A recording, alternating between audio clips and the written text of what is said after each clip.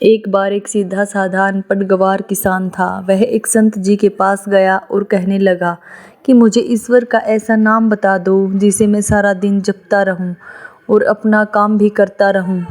मेरा परलोक भी सुधर जाए। संत ने कहा, ठीक है, तुम अघमोचन अघमोचन, अघ माने पाप, मोचन माने छुड़ाने वाला नाम जपा करो। अघमोचन नाम का दिन रात जाप किया करो। सीधा साधा किसान रास्ते में जाते जाते अघमोचन अघमोचन नाम रटते हुए जा रहा था, लेकिन कुछ देर बाद भूल गया और घमोचन घमोचन नाम रटने लगा।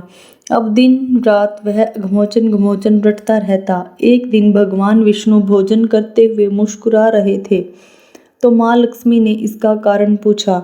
भगवान विष्णु कहने लगे कि लक्ष्मी, मेरा एक भगत ऐसा नाम रट रहा है जिसका शास्त्रों में कोई वर्णन ही नहीं है, लेकिन नाम चाहे वह गलत ही ले रहा है, लेकिन उसका मन मेरी ओर ही लगा हुआ है। इसके मन में मेरी ही छवि है।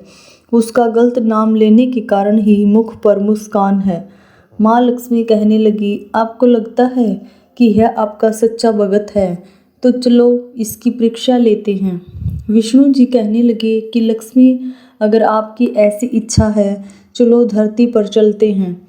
दोनों ने साधारण से स्त्री पुरुष का रूप धारण कर लिया और किसान के खेत के पास पहुंच गए। भगवान विष्णु कहने लगे, लक्ष्मी, परीक्षा आपको लेनी है, इसलिए आप किसान के पास जाओ। किसान के खेत के पास कुछ गड्ढे बने हुए थे, तो विष्णु जी कहने लगे कि मैं उसमें जाकर छिप जाता हूँ, आप जाकर उस किसान की परीक्षा ले लीजिए। माँ लक्ष्मी उस किसान के पास गई और बार बार उससे पूछने लगी कि किसका नाम जप रहे हो। किसान था तो थोड़ा मुंहफट, लेकिन फिर भी चुप रहा कि मेरे ध्यान में किसी प्रकार का कोई विघ्न न पड़ जाए। वह घमोचन घमोचन नाम रटता रहा। लक्ष्मी जी ने पूछना बंद नहीं किया, पूछती रही, किसका नाम जप रहे हो। किसान खिंच कर कहने लगा, तेरे पति का नाम जप रहा हूँ। लक्ष्मी जी सोचती है, शायद किसान ने मुझे पहचान लिया है। लक्ष्मी जी फिर से पूछती है, अगर मेरे पति का नाम जप रहे हो तो कहाँ है मेरे पति। किसान और गुस्से में बोला, यहीं कहीं होगा किसी गड्ढे में, जाओ ढूंढ लो।